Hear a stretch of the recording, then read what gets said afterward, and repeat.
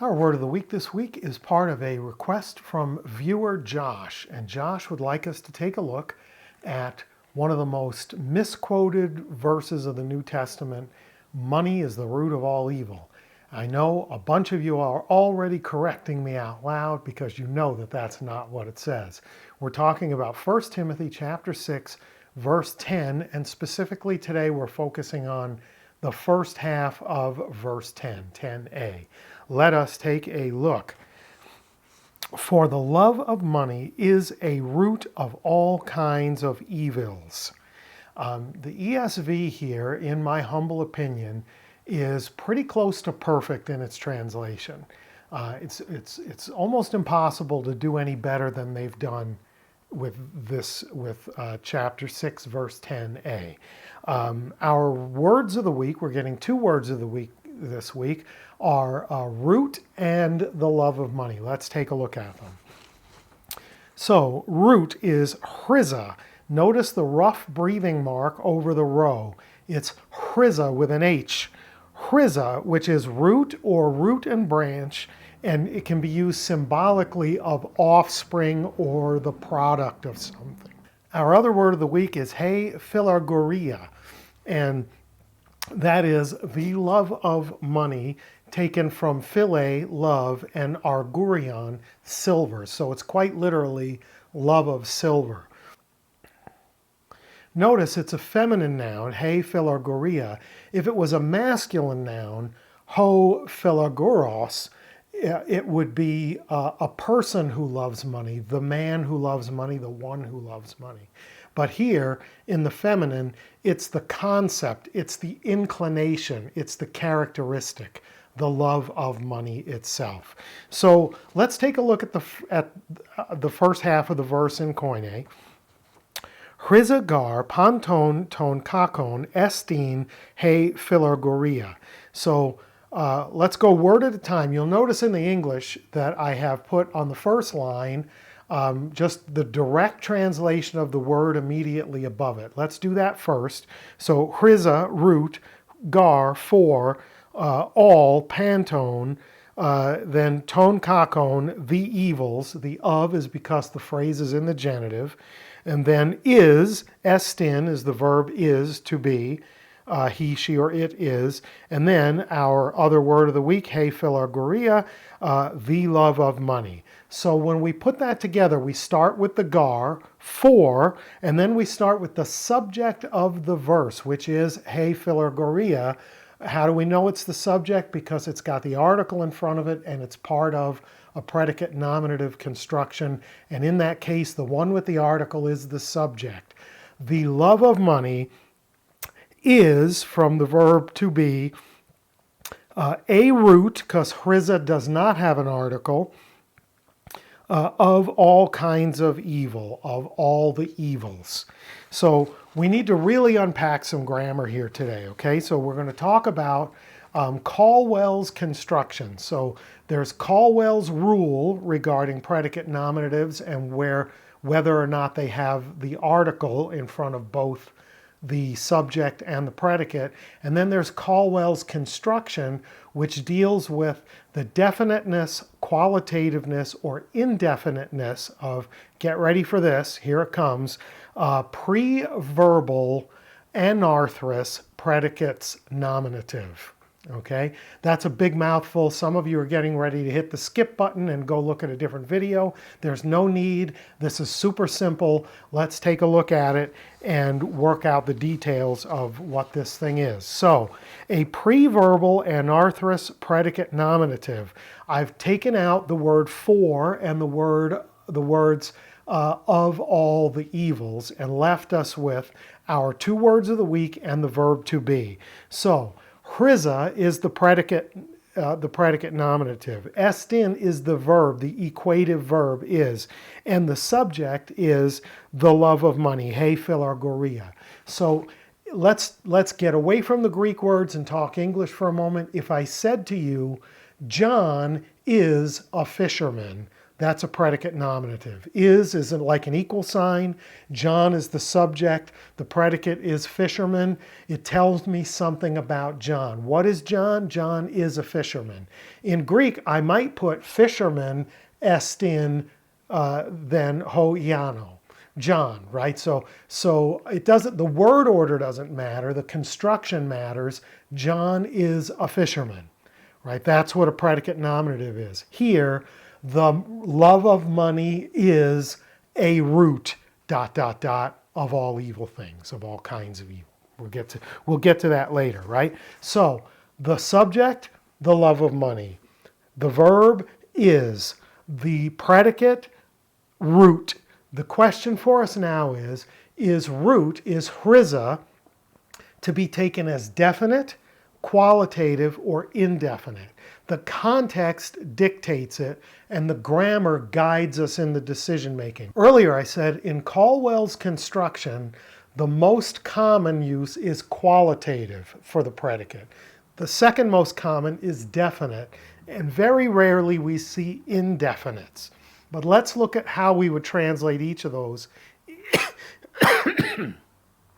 in this case. If we were to take it as definite, it would be the root. So the love of money is the root of all kinds of evil.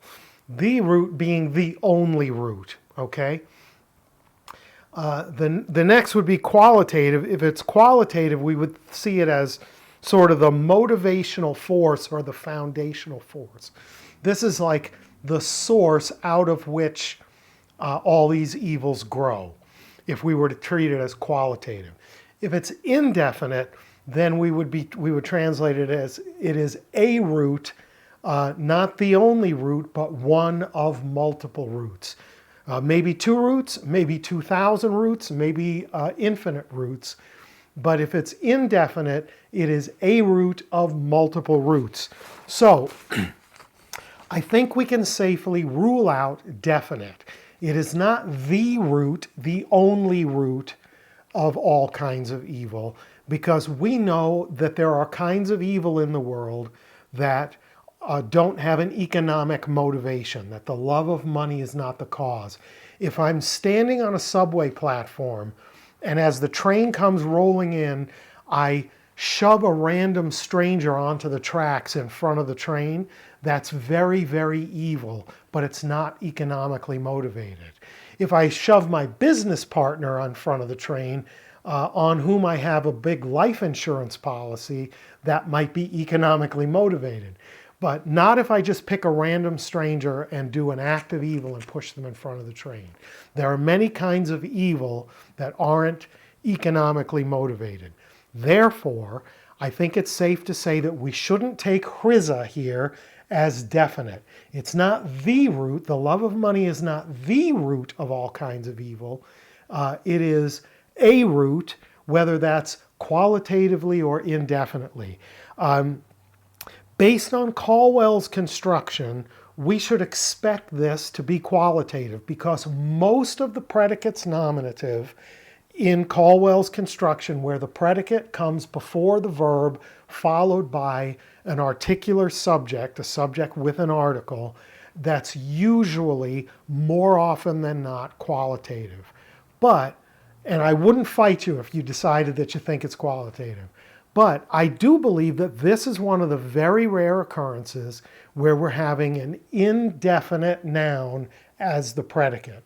The root, the love of money is a root of all sorts of evils.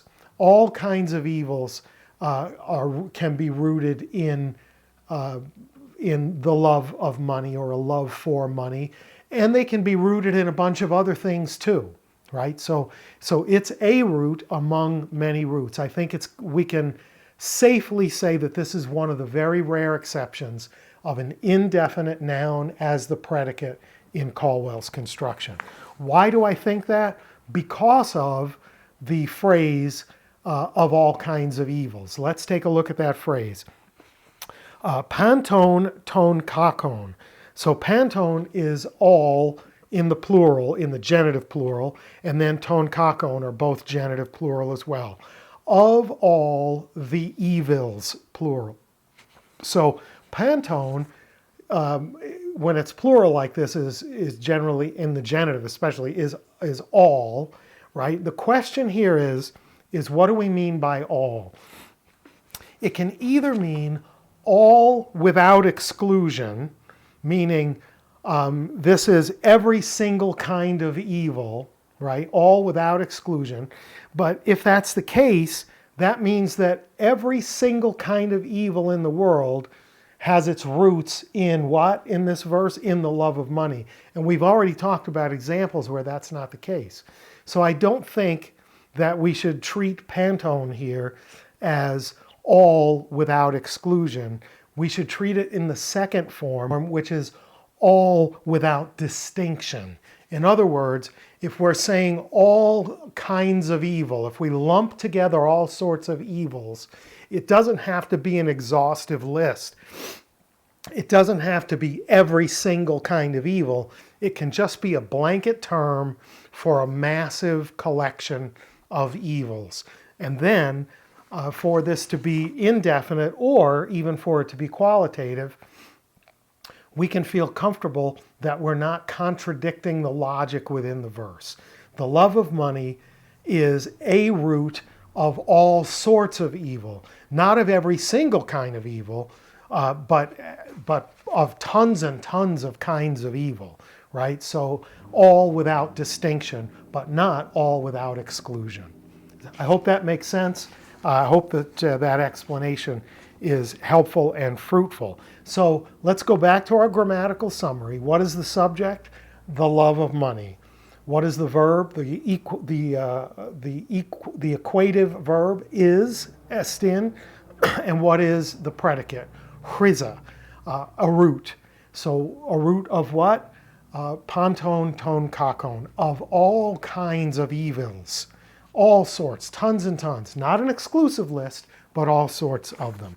So let's look at the result of this thing. If we take that as the proper or acceptable interpretation of what Paul wrote here, let's look at what he wrote to Timothy in the second half of verse 10.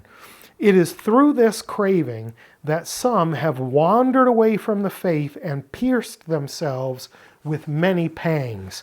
So a focus on money, the love of money, will cause you, as this root grows, will cause you to be drawn away, to be misled. It's the same word for deceit and lie, the word for the planets.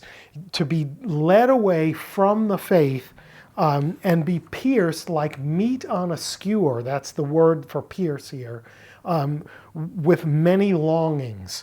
So think about people who are afflicted with an intense love of money.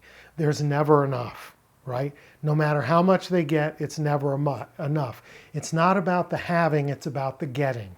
And so the constant longing, the constant pangs are going to keep you keep you away from the faith, and are going to result in you participating in chryza, pantone, ton, kakon, the root of all kinds of evils, and before you know it, you'll be separated. Paul takes Timothy all the way back to Jesus. You cannot serve God and money, right? You can't have two masters. You'll love the one and hate the other, etc., etc. So what are our words of the week? For our friend Josh, the viewer, chryza, root, which can be a root or a branch, or symbolically the offspring or the product of something. And what's our second word? He philargoria, the love of money. Not ho philagoros, who's a person who loves money, but he philargoria,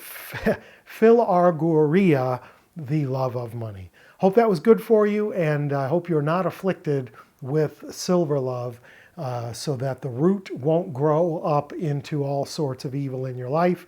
And if that was good for you, please like, share, subscribe, and all that good stuff. And until next time, Charis Kairene Humin, grace and peace to you.